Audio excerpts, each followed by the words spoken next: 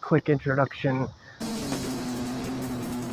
draws to a close, simply opening it up with that announcement of that person's announcement, of that artist's announcement rather. As that artist has promoted another couple artists' native country and where he's from, and the interview is, well, let's get the interview underway. As the only highlight that I have for you, that this artist is proclaiming he's not Satanist by any means. It's Vault of Doom, episode 103, season 8. I'm Mickey GemInEye, your host, and we're ready to rock it out, grind it out, passion, smash it out.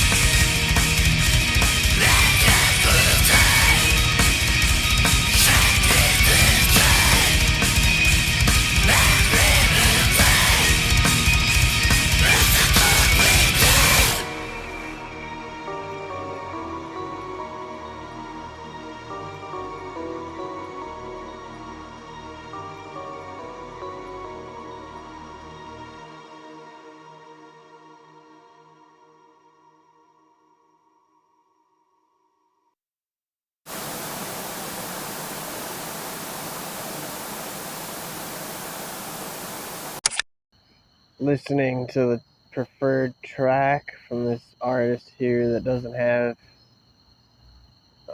nothing but good things to say about the production quality. I'm going to go ahead and leave it at that. As it's everything else is very simple, fucking clear vocals. You can hear the guitars and drums perfectly balanced. The artwork, obviously, leaving it at that. This is where I'm gonna get into what I would say is probably my favorite fucking thing about this band is they have, I mean, not only compared to comparing each track by track, but having the chance to actually groove out to these. I mean, this literally almost has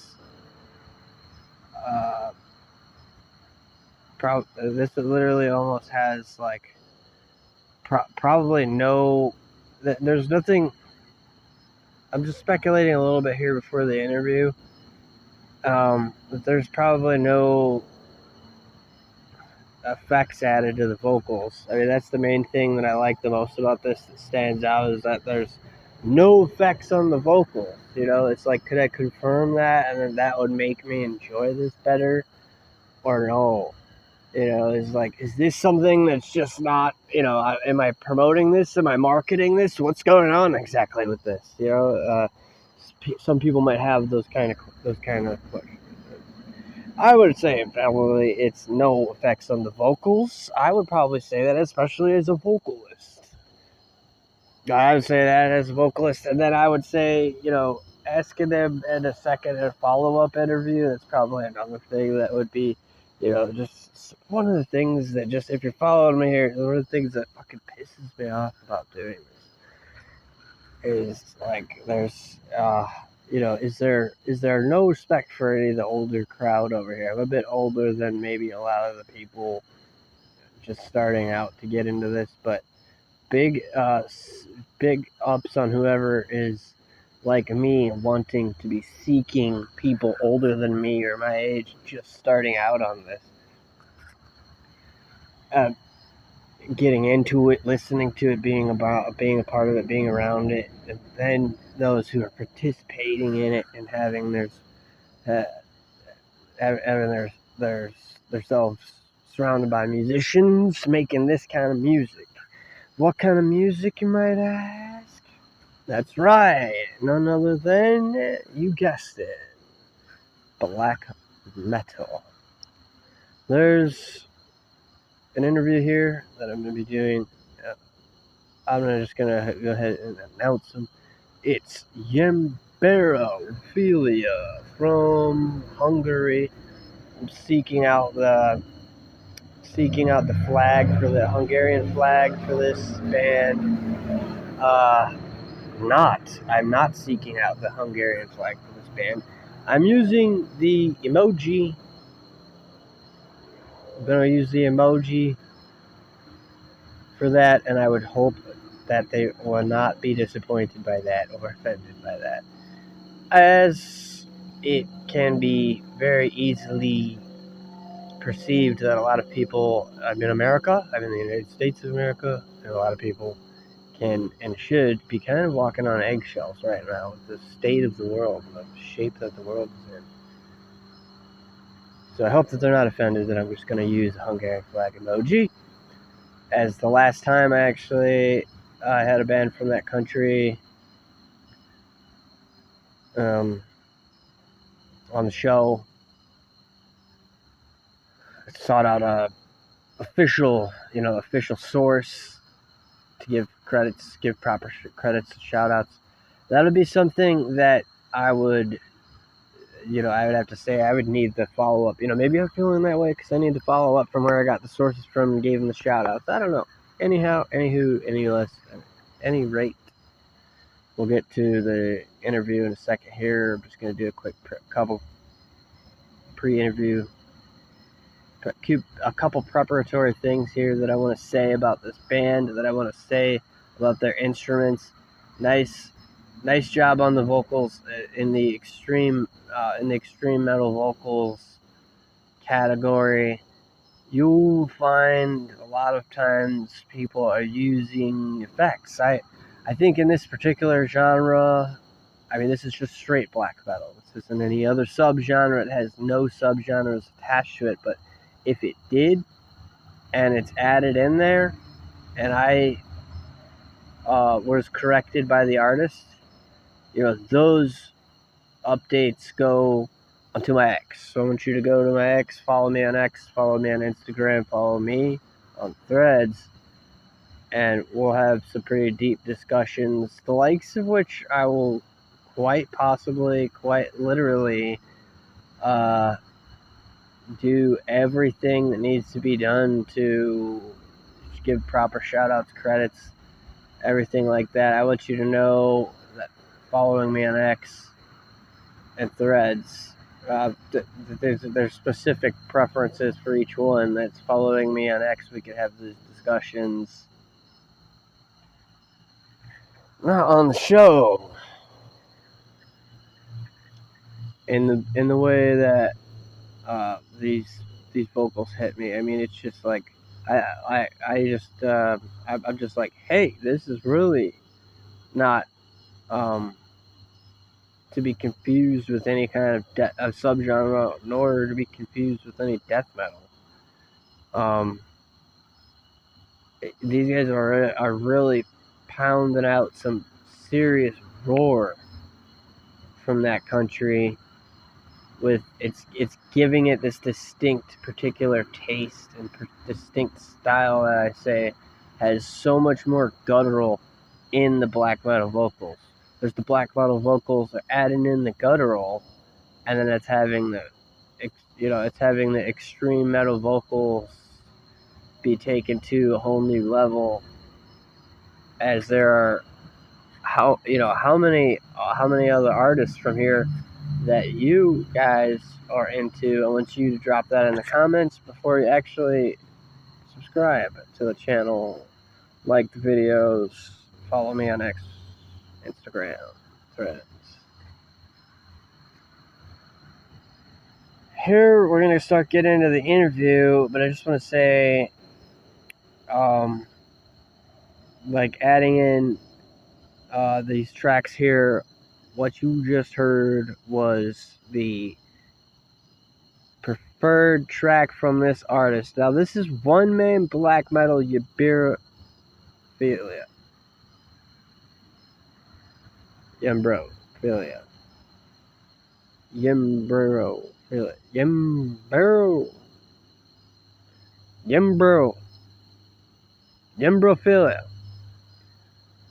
And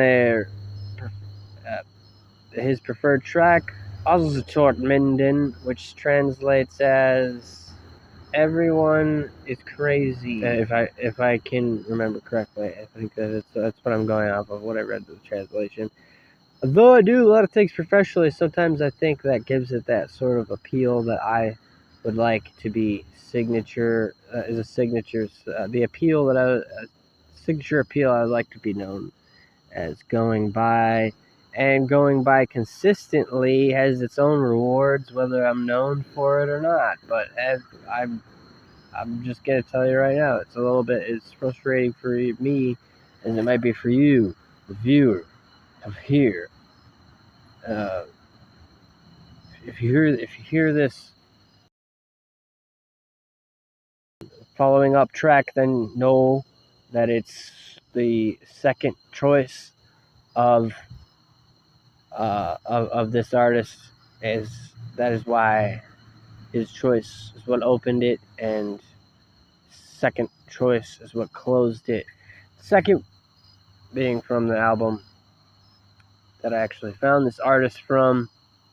And I just want to throw this out there, this album and this artist is free, as they do not want pirates profiting from their work.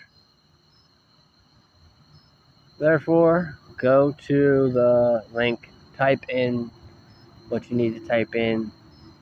If and when there is any free codes, I might just go ahead and need to fucking start up a whole thread right there about that with people, because when I'm in it to win it, and I love talking black metal. Music time at the end of the show for the guys' second choice, the album that I found them on.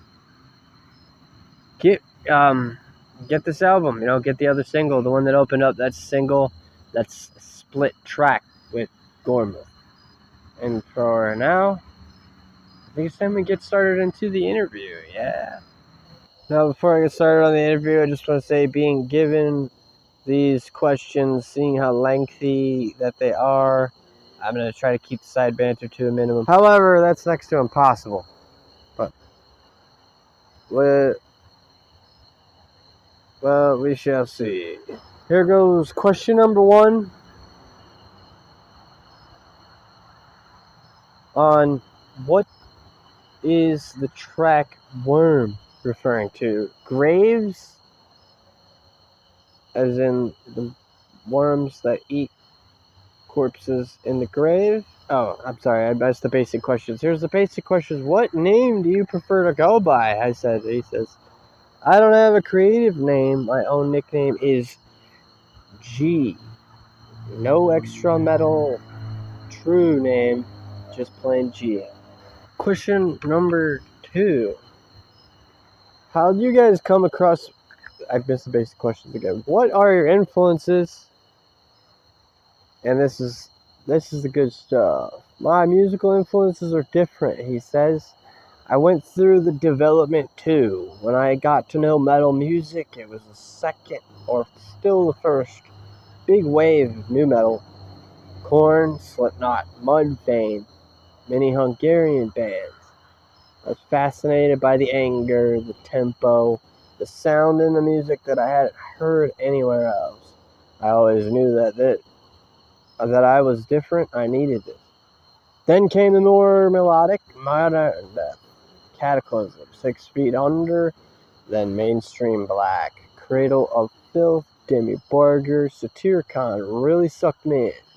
Compared to the music I listened to at the time, it's darker, more abstract, more melodic, and freer.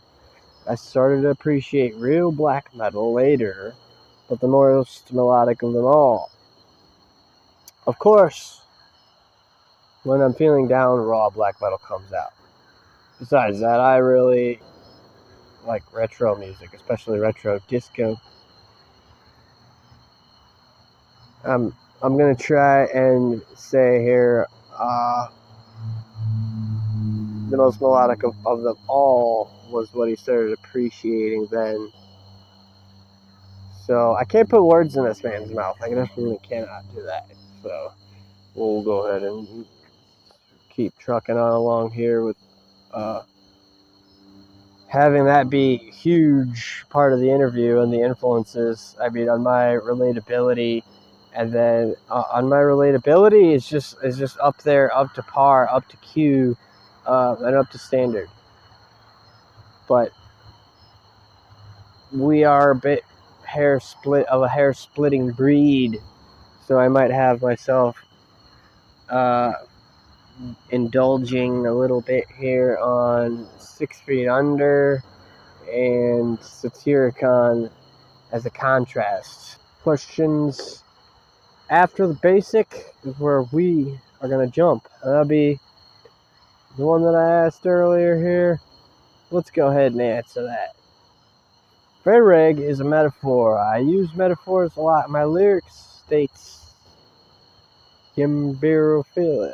A worm is a metaphor for an inner feeling that is a parasitic in me, and I want to get rid of it, but I can't because I need it. That's what the theme was in Worm. Is it the worm? I'm thinking, is he creating the imagery between the worms that eat corpses in the grave, or the most recent enlightenment that I have received of the worm is the dragon, but he's referring to something much deeper, and I encourage you to explore that. Luckily, we got the basic questions and the first two out of the way. After, how do you guys come across making this split with Ball?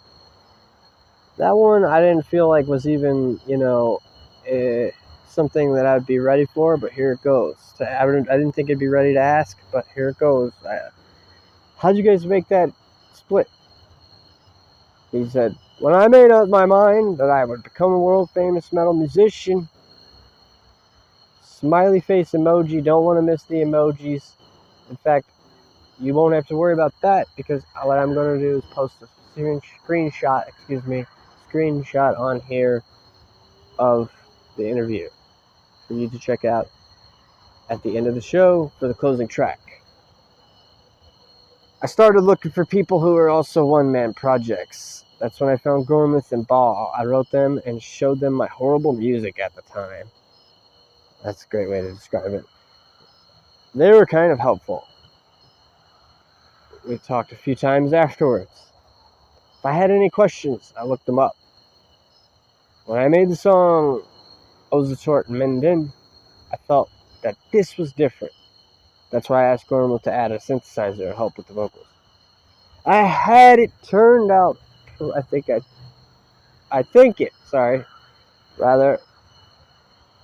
pretty well. According to Ball, too, that's why he said we should make a split album. So, yeah, that's where my side banter had a minimum here on synth and vocals, what he is needing help with. That's why I'm just going to tell you after I finish seeing if there's anything else I missed on here. That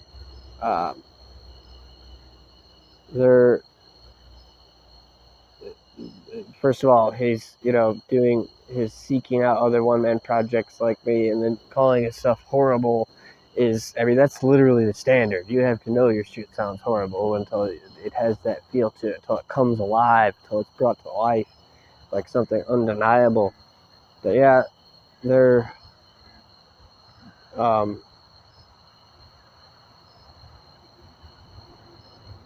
making out, they're making out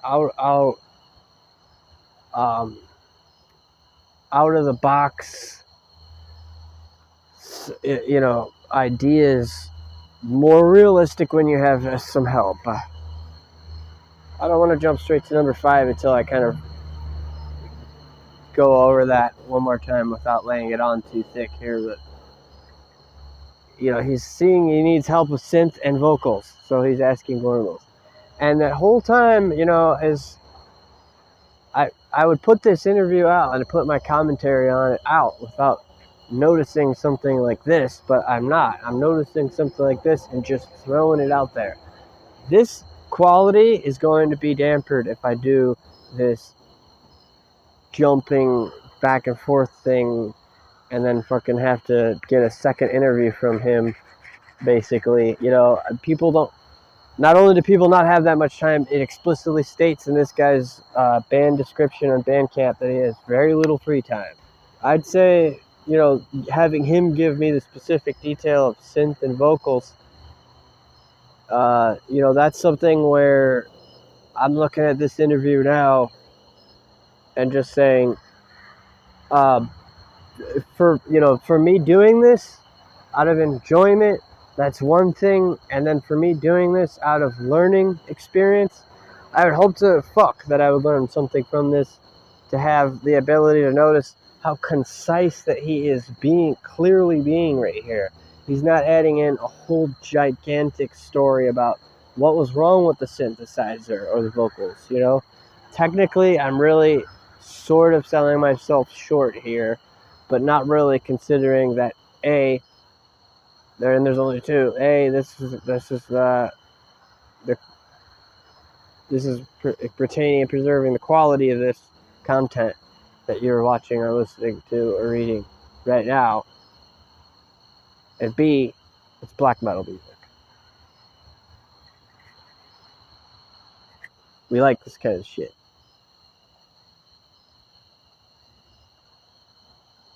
Moving on to question number 5. I asked, anonymously make your BM in personal life or open about it? Are you satanic or more nature-based BM? He said, I do it anonymously. I'm a 36-year-old father of 3 children who screams about his inner struggles and grinds his guitar. It's better for everyone if I remain anonymous. As for Satanism, he responds, I'm not a Satanist by any means, not even by nature. I'm more interested in human nature and people's demons. I don't even want to play typical black metal. I'd rather just play black metal style. Angry, depressive black metal. I know it's weird, but I don't want to follow any template. This is how I manage to release tension.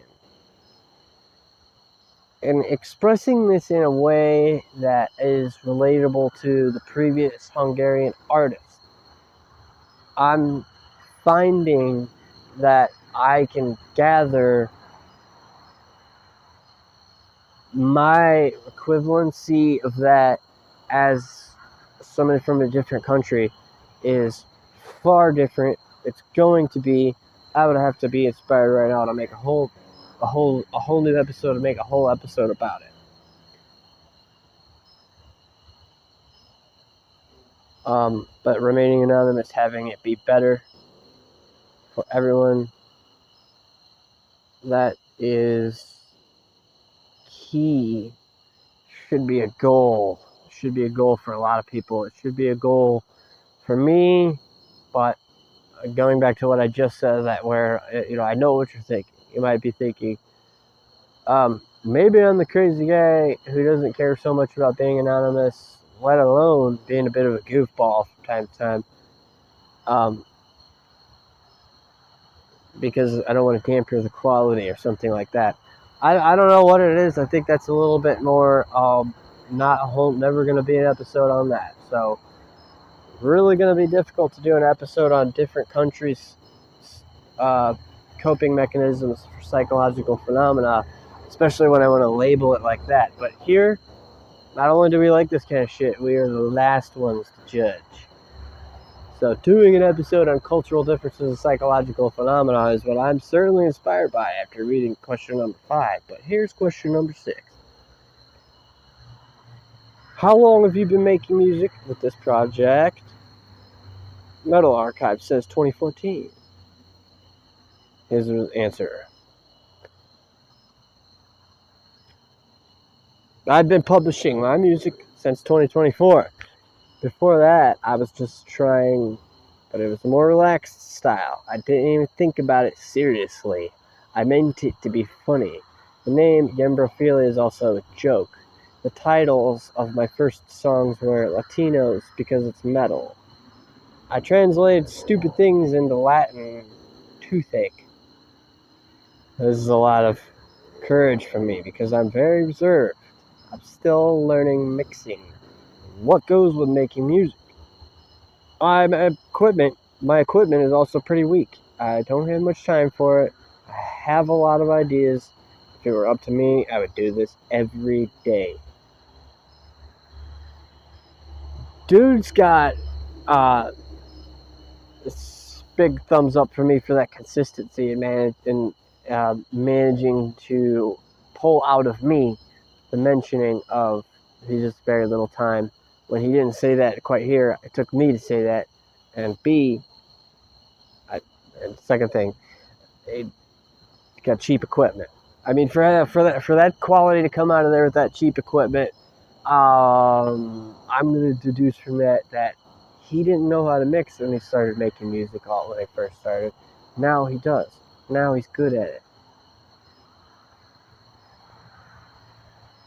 Keep at it is what I would tell other people. I'm not going to tell him that. What I would tell him, though, is, I mean, quite honestly, without being confronted with the term nonchalant, as it's driving me up a wall to have to run that mechanism of the mind where I'm like, not only labeling and putting things in a box, but like, it's stoic and somber. It's nonchalant. We're apathetic. People. We're apathetic. Dude, your ideas are what I would want to talk about next. Like that's what I'm saying. You got a lot of ideas. Got very cheap equipment. If it were up to him, he'd do this every day. What I'm actually saying here is like, I don't understand. I don't necessarily want you to help me understand, but it's nice to try to throw something out there to at least make an effort, or at least throw myself a bone, kind of thing, so I can go fetch and say something like, bro, not doing it every day, doing it every day, what would be the issue? What is, and is it, and I'm not overloading myself here with too many questions. I'm simply saying, what would be the issue of doing it every day? What is the issue? What's the problem? I think that the only thing that kind of keeps it, for me, a little bit uncharted territory is, and for me to be kind of, I guess, basically just starting podcasting. If that's what I need, if that's what I want to hear, if that's what I want to say, if that's what will make me happy, I just started podcasting. That it's going to make, I suck at it right now. I suck at the questions thing or something like that. But then it's going to make me good at it. I'll get better at it. I'll get good at it by saying something like this. What's wrong with doing it every day? What's the problem with it every day?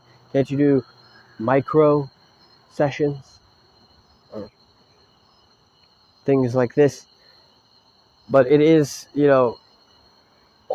honestly, me dwelling on this topic and me dwelling on sort of harping on this, saying it like this, is simply due to the fact that I have only heard this one other time from someone of doing this every day. But it's like, that's the only time that I would think is realistically I could commit to memory hearing somebody else say this.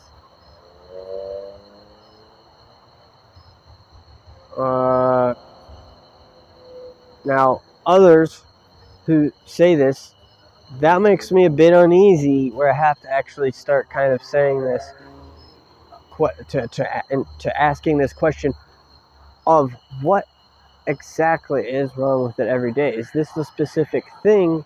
Okay, let's say that it's just I'm not comfortable with it, or I'm not willing to do it.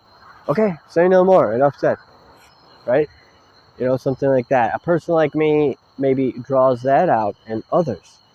This person's drawing this out in me, as well as the inspiration. Aside from the inspiration, what this guy's drawing out to me is that he's, got all the ideas with the cheap equipment. I'm not going to think on a little bit of a subset level, on the subset's ways of thinking, and say much else. But aside from that and the inspiration, now this person's drawing this out of me.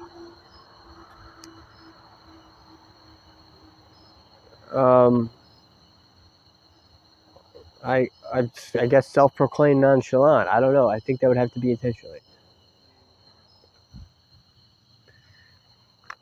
Now, one thing I do want to say, like literally the only kind of thing that bothers me about this AI doing its mess ups and all that stuff, is there's not enough people with a sense of humor. I did mention we're apathetic as a community, right? Who is we is not going to be acceptable. It's not going to be applicable. We as a community have to have a sense of humor, man. We just do. And the fuck ups that AI does, I mean, that's kind of funny sometimes, right? And it's like, it'd be nice if I could remember some of this funny shit from time to time. So last and final with the question, artwork. Artwork is the final question, guys. I want you to fucking rev up, put your fucking big boy pants on for this shit, because these guys don't fuck around. This is some old school oil painting shit made by fucking world-renowned artists. And fuck yeah, on the deciding you want to be a world famous black metal musician. Everybody should. Everybody should want to be a world famous motherfucking black metal motherfucker. Now the whole question,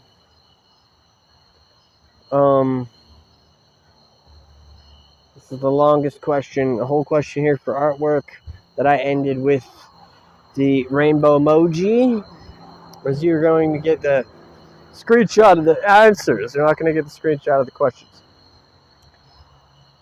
There's only one emoji I missed there. It's the rainbow. What's the theme there? And is there meant to be implied? Or are you explicitly sending the message of it's dark and blurry in the woods? Slash the imagination. This is what your imagination looks like. You're inside your imagination.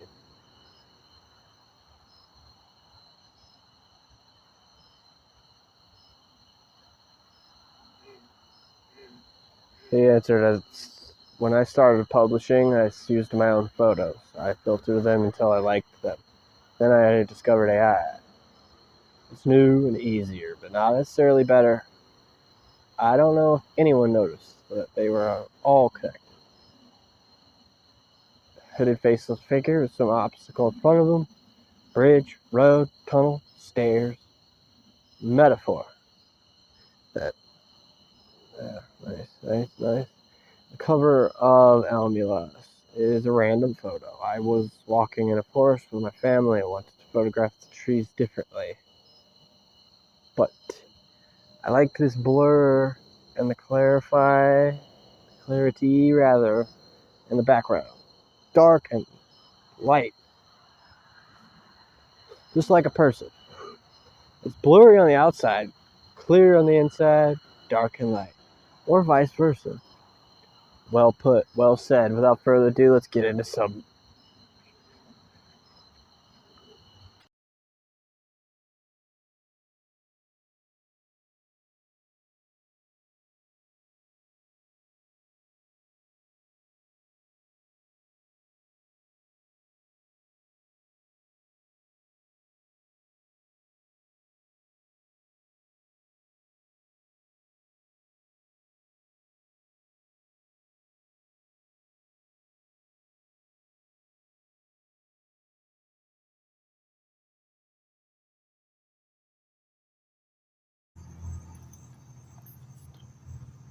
So then, there you have it. It's the translation of the actual input of, I'm not sure which translator. I don't know if it was even translated at all, really. It could be actually just manually put in from a native speaker of that language. But I really enjoyed putting this together, as it is no better way to crack open this season of the Vault of Doom podcast. I'm pretty well gonna say it was an honor having these guys on, and I don't think I need leave any mystery in the air at all who the next person I'm seeking on the show would be, as this was a split. Only issue with me is going to be not having any competition, but there's obviously no need for competition with music this good. So with that, I'll leave you guys with the closing track.